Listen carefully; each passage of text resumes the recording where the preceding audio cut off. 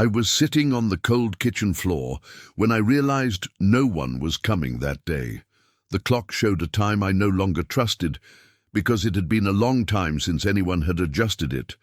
But the afternoon light was beginning to disappear through the crack in the window. My stomach ached silently. It wasn't a scream. It was a constant reminder that I hadn't eaten properly in days.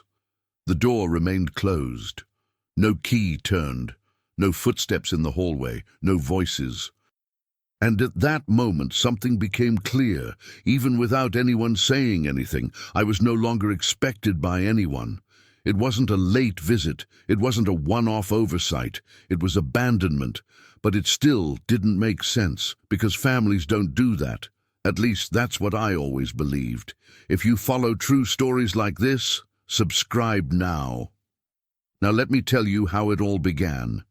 Before that, I need to tell you that what hurt the most wasn't the hunger, nor the cold floor, nor the heavy silence of the house. What hurt the most was the confusion. I tried to understand at what point everything had gone wrong. When did I stop being someone and become a nuisance? When did my presence become something that needed to be hidden, pushed into a corner, ignored until it disappeared? I was still there, breathing, thinking, feeling. But it seemed that none of that mattered to anyone but me anymore. That day, I had purple marks on my arms. They weren't recent enough to draw immediate attention, nor old enough to have disappeared. They were marks from pinches, from shoves disguised as haste, from hands that didn't ask permission. I looked at them, trying to remember exactly when they happened, but my memory was beginning to fail, not because of illness, but because of exhaustion.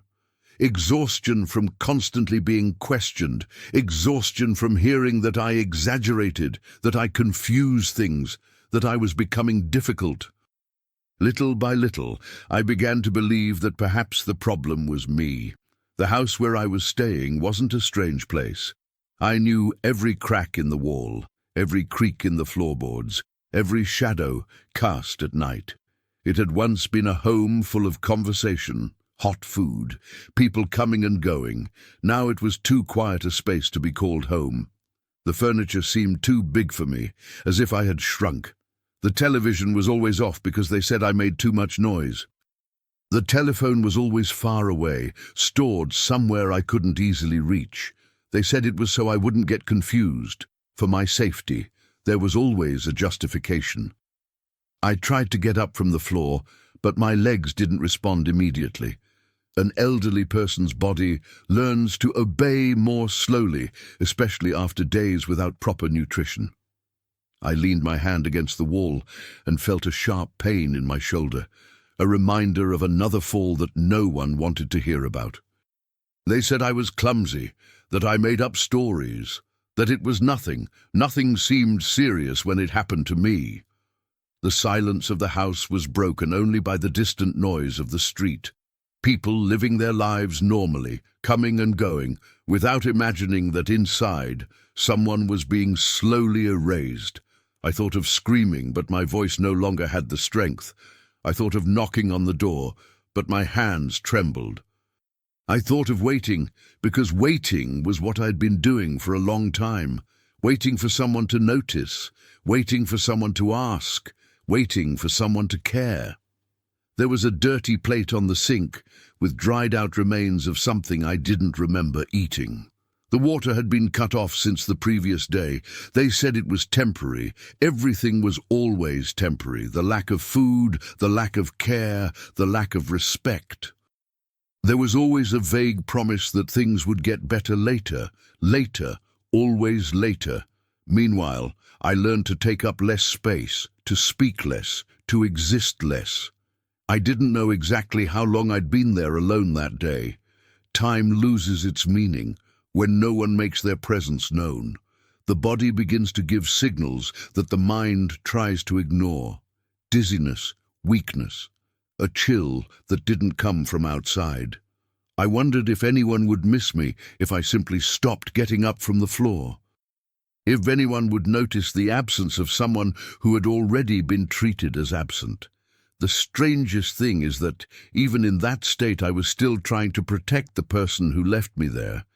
You thought maybe something had happened, an unforeseen event, a delay, because admitting abandonment was admitting something even more painful, that the people who should have cared chose not to. That the family bond, which was always presented as unbreakable, could break without warning, without explanation, without apparent guilt. As the daylight faded completely, I leaned my head against the wall and closed my eyes for a moment. Not to sleep. Sleeping seemed too dangerous. I closed my eyes to try to remember who I was before all this, before being treated as a burden, before being silenced. Before learning that growing old for some people means losing the right to be treated as human, I didn't yet know, at that moment, that this was only the beginning of what would be revealed. I couldn't even imagine that what happened inside that house, away from prying eyes, was part of something bigger, repeated, common, invisible, something that many people prefer not to see. But it was there, sitting on the cold floor, hungry, hurt and forgotten, that everything began to move. And to understand how I got to that point, it's necessary to go back much further than that day. To understand how I ended up on that cold floor, you have to go back to a time when I still had a voice in that house. I'm not talking about many years ago. I'm talking about a period when I was still considered useful. I helped as much as I could, paid bills, organized paperwork, solved problems that nobody else wanted to solve. I wasn't dependent. I wasn't fragile. I was just older. And for a while that seemed acceptable. At first, the changes were too subtle to raise suspicions. Casual comments, small decisions made without consulting me, an impatient tone when I asked questions. They said it was concern, that it was to make things easier, that I didn't need to worry about certain things anymore. I believed them because trusting your own family always seems safer than admitting something is wrong. Gradually, they began to reorganize my routine, meal times, sleep times. What I could and couldn't watch, what I could and couldn't comment on. When I tried to disagree, the same argument came up. It was for my own good, always for my own good. This phrase was repeated so often that it began to sound like an order disguised as care. There was a day when I realized something important had changed. I went to look for a document that had always been kept in a specific drawer. It wasn't there. I asked where they had put it. The answer came too quickly, as if it had been rehearsed. They said they had kept it in a safe place because I might lose it. I had never lost that document before. But I accepted it. I accepted it because questioning seemed to generate conflict. And conflict was beginning to be treated as a sign of imbalance on my part. From then on, things started disappearing from my reach. First the papers, then the phone, then the TV remote. Nothing was taken away all at once. It was a slow, almost polite process. When I realized it, I no longer had access to basic things, and when I complained, they said I was exaggerating, that I didn't remember correctly, that I was confused.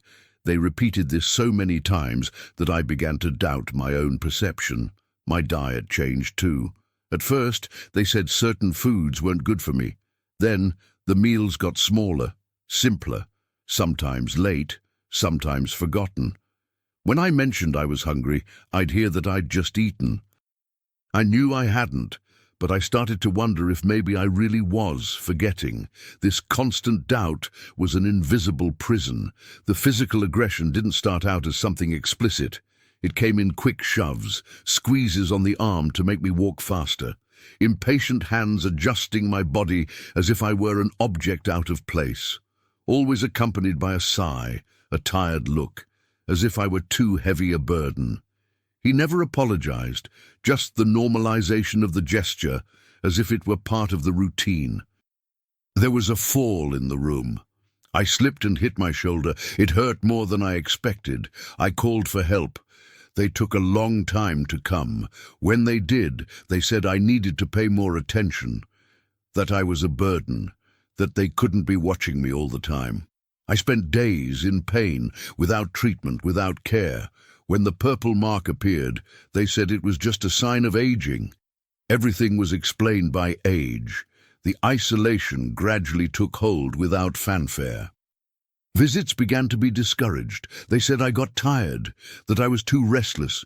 Phone calls were answered by someone else who said I was sleeping, always sleeping.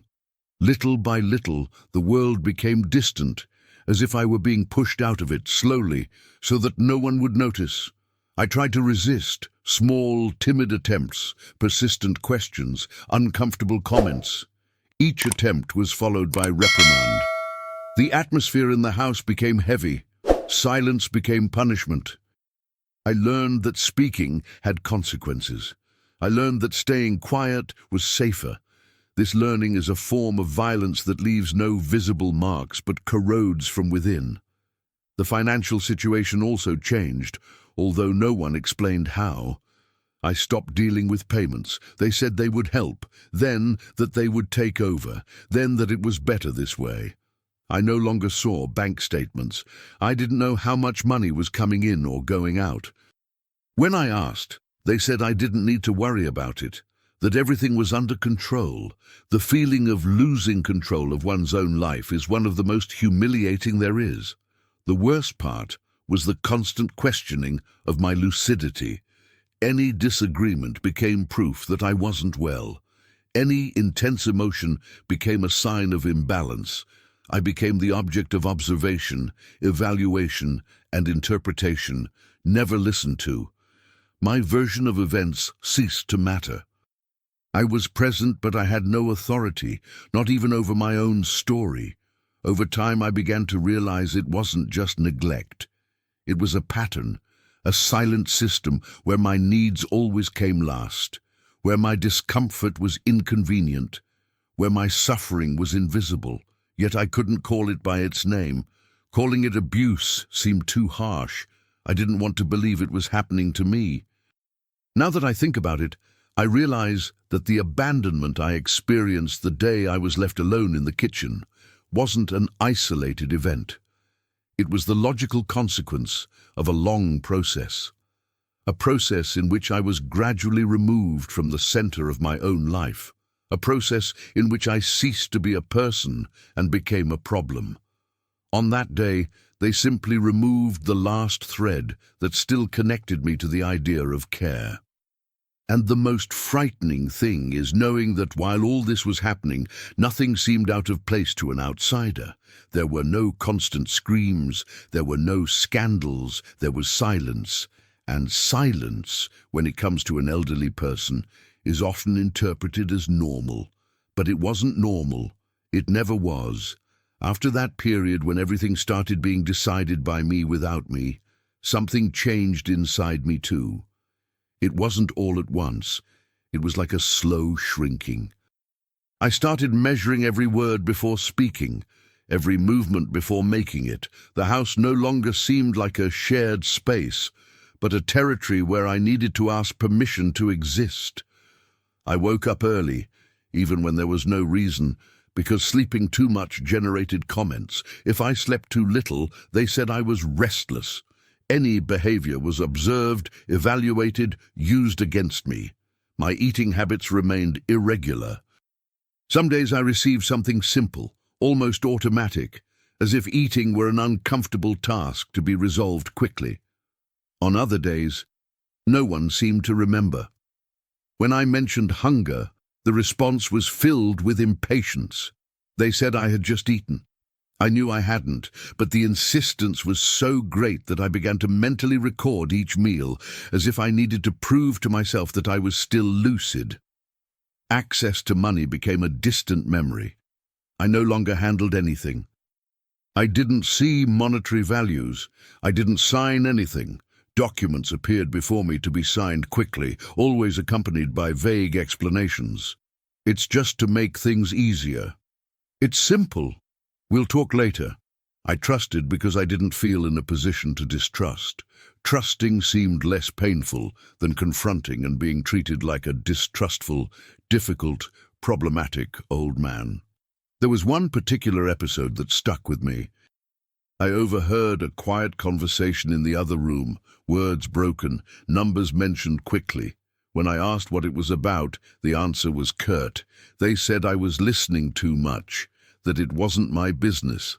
That sentence struck me in a strange way. How could something that involved my life not be my business? The physical abuse remained minor enough to be denied. A push to hurry me along. A stronger tug when I stood up. A squeeze that left marks, always in places easy to hide. When I complained, the same speech came. I was exaggerating, that I was too sensitive, that no one would intentionally harm an elderly person. That last phrase was said so naturally that it seemed like a universal truth, but I was there, feeling something in my body that contradicted that logic. The isolation deepened. The few people who still asked about me received pre-prepared answers. They said I was resting, that I didn't want to talk, that I was confused. I had no way to deny it. I didn't have a phone nearby. I didn't have visitors. I had no space to construct another narrative besides the one they were telling for me. Little by little, my version of events ceased to exist outside my own head. Loneliness has a curious effect on the mind. It makes us revisit the past more often. I remembered who I had been, the work I had done, the decisions I had made, the responsibilities I had carried. I thought about how I got to that point. At what point my experience ceased to be respected? At what point did growing old begin to mean losing basic rights? These questions echoed unanswered, amplified by the silence of the house. There were days when I considered asking for help somehow, knocking on a neighbor's door, shouting for help, but fear was stronger. Fear of them not believing me, fear of them confirming the narrative that I was confused, fear of making the situation worse. When you depend on the same people who hurt you, any attempt to react seems like too great a risk. The atmosphere at home became heavy. Any mistake I made was amplified. A broken glass, an ill-timed comment, everything became a reason for disapproval. The tone of voice rose. The words became harsher. I learned to shrink even more, to occupy the smallest space possible. Invisibility seemed to be the only way to survive. My health began to deteriorate. The lack of proper nutrition, the constant stress, the absence of medical care were taking their toll. I felt frequently dizzy, joint pain, a fatigue that wouldn't go away. When I mentioned it, they said it was normal for my age, that I needed to accept it. Acceptance seemed to be the key word for everything, accepting the pain, accepting the silence, accepting the loss of control. The most insidious aspect of this type of situation is that it doesn't happen abruptly. There isn't a clear moment when one can say, this is where everything went wrong. It's an accumulation of small acts of violence, repeated negligence, and decisions made without consent. By the time one realizes it, one is already deeply immersed, with little strength to react. There were nights when I would stay awake, listening to the sounds of the house, trying to figure out if anyone still remembered me. Footsteps in the hallway, doors opening and closing, distant conversations. I was there, but I didn't belong. It was as if I had been displaced from the life that was once mine. At that point, the abandonment was no longer just physical, it was intellectual, emotional. I wasn't consulted, I wasn't informed, I wasn't respected. My existence seemed reduced to an inconvenient obligation, something to be managed until it disappeared. And even then, I still didn't call it abuse. I was still trying to find reasonable explanations. Because admitting the truth would require facing something much more difficult, that the problem wasn't with me. When I was finally alone that day, sitting on the kitchen floor, it didn't come out of nowhere. It was the direct result of everything that had been happening. That final silence was merely confirmation of something that had been building for a long time. And although I didn't know it yet, there were signs that couldn't remain hidden forever. Something was about to break through this silent logic, but that would still take some time. After that day, I spent hours alone on the kitchen floor. Something changed permanently. It wasn't an immediate rebellion, nor a clear decision. It was a deep, almost physical exhaustion from continuing to pretend it was just a difficult phase. My body began to react in ways I could no longer ignore. The dizziness became more frequent. Weakness made me sit down before even trying to walk. There were moments when I felt my heart racing for no apparent reason, as if it were always on alert, waiting for something bad to happen. The family's reaction to that episode was absolute silence. No one apologized. No one explained. They acted as if nothing had happened, as if I hadn't gone hungry, as if I hadn't spent hours unable to get up. This denial was more violent than any harsh words. It made it clear that my suffering didn't even deserve to be acknowledged. In the following days, the control intensified. They started locking the front door when they left, claiming it was for security reasons. They said it was to prevent me from getting confused and leaving alone. I had never done that before, but their version became the only one considered valid. The feeling of being trapped, even without visible bars, accompanied me all the time. I began to realize that my freedom had been taken away, little by little, until it almost disappeared. Meals became even more infrequent. There were no set times. Sometimes a dish would appear cold on the table without warning. Other times, nothing. When I asked, they said they were busy, that I needed to understand. Understanding seemed to be a one-sided demand. I needed to understand the lack of care, but no one seemed willing to understand my basic need to eat. The physical assaults continued in the same disguised manner. A quick shove as I passed by. An arm pulled forcefully as I stood up from my chair. Nothing that could be easily explained to an outsider. It all happened during breaks, in moments when there were no witnesses. I began to realize that it wasn't impulsive. It was calculated.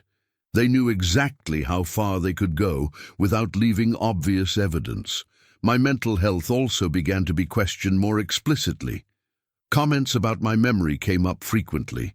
They said I confused dates, that I repeated stories, that I wasn't well. Some of these comments were made in front of me, others I heard from afar. The narrative was being constructed. I was a confused, difficult, incapable old person. This narrative justified everything they were doing to me. One day, a stranger entered the house. He wasn't introduced. He spoke little to me. He asked quick questions, without looking me in the eye. Questions about whether I felt well, if I was being well cared for. The answers didn't seem to matter much. Everything happened too quickly. After he left, they told me I had done well, that I had said the right things. That made me uneasy. I didn't remember arranging anything. As the weeks went by, I started noticing small inconsistencies, things that didn't add up, bills I knew existed but which were said to be paid, my belongings that disappeared, papers I never saw again. When I asked, the irritation was immediate. They said I was paranoid. That word started appearing more frequently. Paranoid. Difficult, ungrateful. Each label served to distance me even further from the possibility of being heard. Isolation gave me too much time to think. And thinking sometimes is dangerous, because it was through thinking that I began to connect the dots. Not all at once, but enough to realize that it wasn't just negligence. There was self-interest. There was an advantage in keeping me weak, confused, dependent. This realization scared me, but it also brought a painful clarity. I wasn't imagining it. Something real was happening.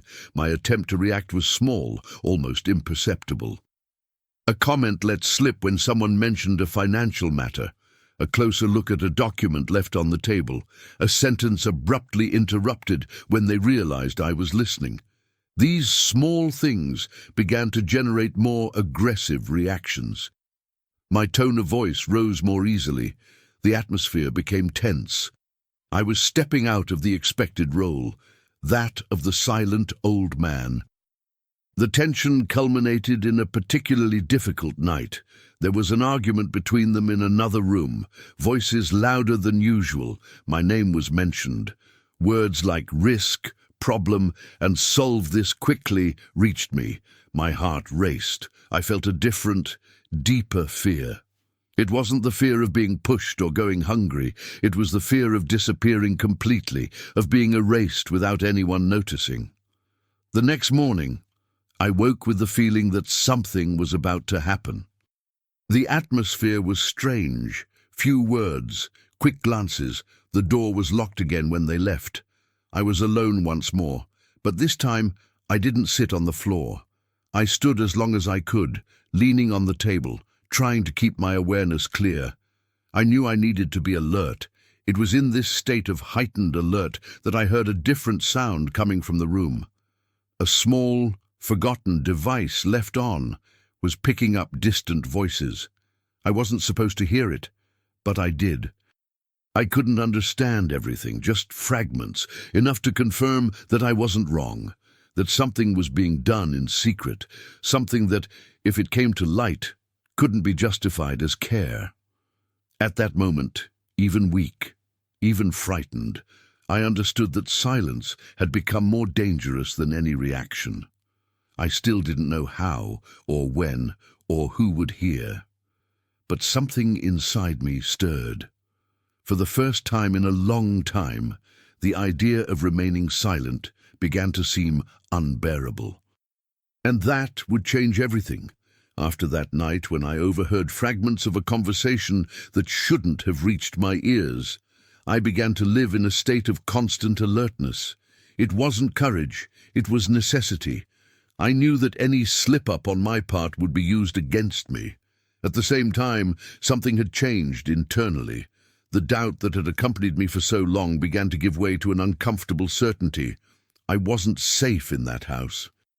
The following days were marked by a different behavior on the part of the family, no longer aggressive, but excessively caring. Meals became more regular, albeit small. Questions about how I was doing arose artificially. The tone was rehearsed. This kind of sudden change doesn't bring relief, it brings warning. Those who live under control learn to recognize when care is not sincere, but strategic. The isolation, however, continued. The door was still locked when they left. The phone remained out of my reach. Visits continued to be discouraged. It was as if they wanted to maintain an appearance of normalcy while they adjusted something behind the scenes. I felt I was being watched more closely, as if they were evaluating my every move, trying to gauge how much I had noticed. One day, I found a folded piece of paper in the kitchen trash. It wasn't something that should have been thrown away there. I recognized my name printed on it. My heart raced. I picked up the paper carefully, as if it might disappear if I was rough. It was a simple, incomplete statement, but enough to show me transactions I didn't recognize, amounts that didn't make sense, dates I didn't remember. It was like a silent shock. For the first time, I had something concrete in my hands. I kept the paper hidden inside my clothes. The fear of being discovered was great, but even greater was the need to understand. It confirmed what I had been feeling for months. It wasn't just negligence or impatience. There was exploitation. Decisions were being made in my name, without my consent, without my knowledge. And that explained much of the control, the isolation, the constant attempts to disqualify me. I spent hours mentally reliving everything that had happened, every document signed without explanation, every conversation interrupted when I approached, every time I was told I didn't need to worry. The puzzle began to come together piece by piece, revealing a picture I was reluctant to accept. The feeling of betrayal was profound, but it wasn't accompanied by immediate anger. It came with a heavy emptiness, as if something fundamental had been ripped from me. In the following days, I became even more vigilant. I started observing schedules, behaviors, reactions. I noticed that certain people were entering and leaving the house when I wasn't around. I noticed that documents were quickly put away when I appeared. I noticed that there was haste in certain decisions. All of this reinforced the idea that there was something to hide. My health, however, remained fragile. There were times when dizziness almost knocked me down. My body didn't respond as before. I knew I needed to act, but I also knew that any misstep could put me in an even worse situation. The fear of reprisals was real. I had already seen how they reacted when they felt contradicted. The opportunity arose unexpectedly. One morning, someone forgot to lock the door when they left. A small oversight, but a decisive one. I stood there for a few minutes, staring at the door, trying to gather my strength. My heart was pounding, fear was paralyzing, but something bigger pushed me. I needed to try. I left slowly, leaning on the handrail. Each step seemed to require enormous effort. The world outside seemed strange, almost unreal, after so much time isolated. The air seemed colder, more alive. I walked to the nearest house. I didn't know exactly what I would say. I didn't have an elaborate plan. I only had the fragmented truth and a silent plea for help. When someone opened the door, my words came out in disarray. I didn't tell them everything. I couldn't. I only said that I needed help, that I wasn't well, that something was wrong. My physical state spoke for itself. The excessive thinness, the weakness, the marks on my body. Little explanation was needed. For the first time in a long time, someone looked at me with genuine attention. The following hours were confusing. Questions, phone calls, different people entering the scene. I felt exhausted but also strangely relieved. The feeling of no longer being alone was almost overwhelming. At the same time, the fear of what would come next remained. I knew that this step would have consequences. Nothing would ever be the same again. When the family returned and found the situation out of control, the atmosphere changed instantly. The rehearsed tone disappeared. Hasty explanations and contradictory justifications emerged. Attempts to regain control of the narrative. But something was different this time. There were witnesses. There were questions being asked that could no longer be avoided. I watched everything in silence, sitting weak but attentive. For the first time, my presence was not ignored. My condition could no longer be denied. It wasn't a victory. There was no feeling of triumph. There was only the awareness that what had been hidden was beginning to emerge, and once exposed, it could no longer be treated as a misunderstanding. At that moment, I understood that the story wouldn't end there. There would be consequences. There would be conflict. There would be pain. But there was also something I hadn't felt in a long time, the possibility of being seen as someone who still mattered, someone whose life couldn't be managed in silence. The path ahead was uncertain, but the silence had finally been broken. When everything spiraled out of their control, I was taken to a place where someone finally examined me without haste. It wasn't a stage, nor a spectacle.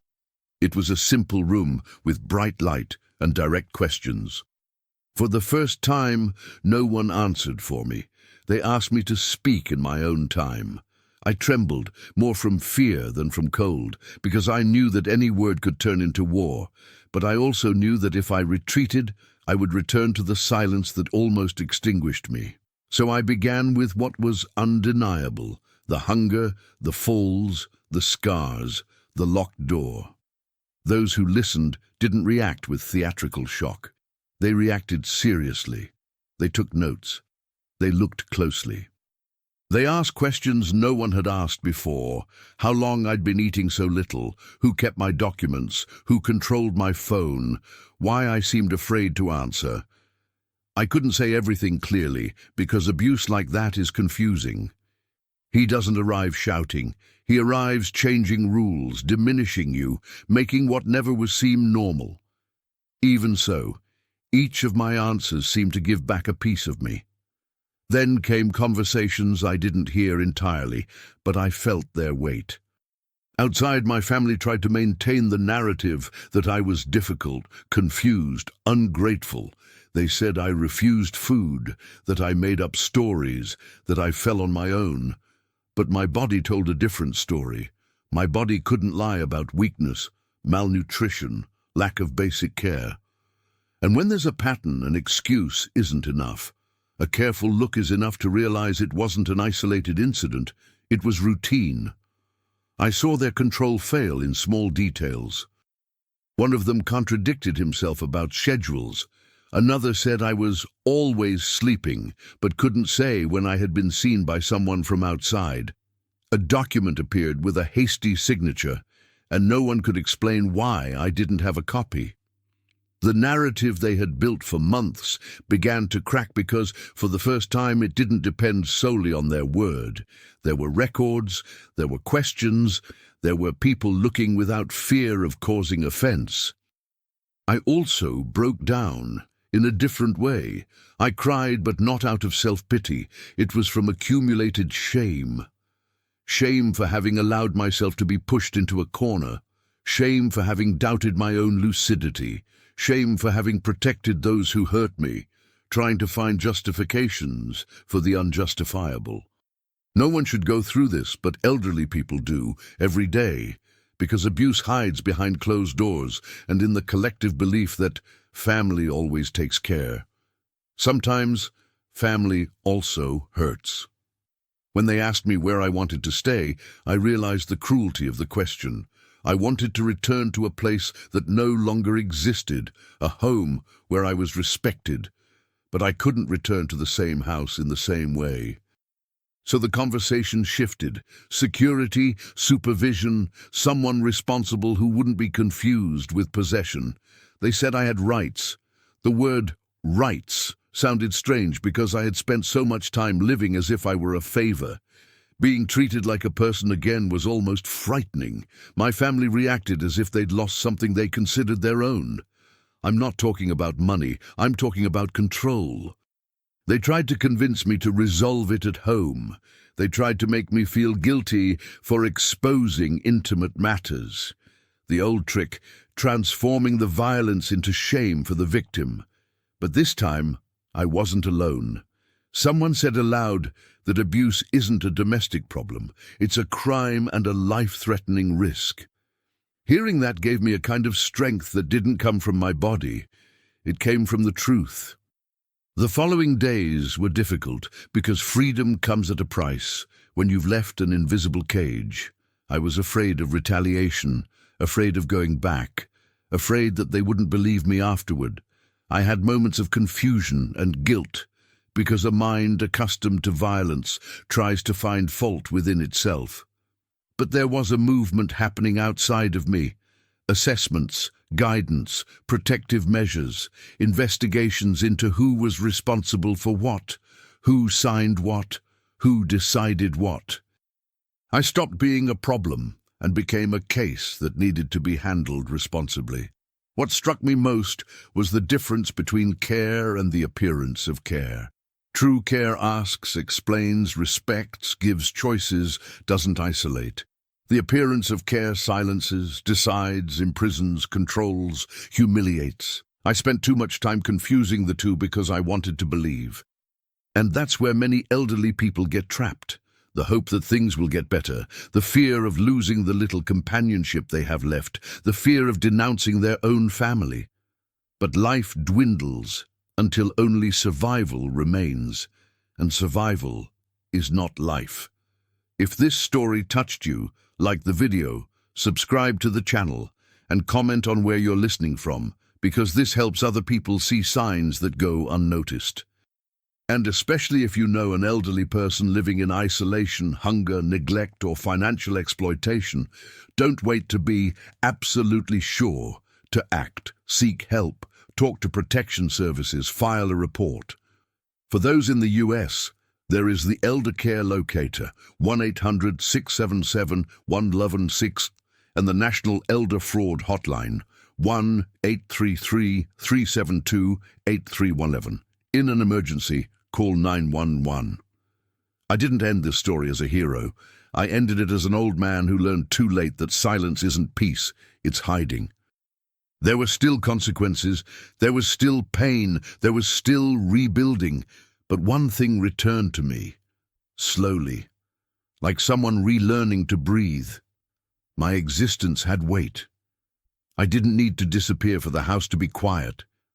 The one who needed to change was the one who transformed care into domination. And that's how I understood, with bitter clarity, that no one saw the abuse for a long time, until, finally, someone decided to look.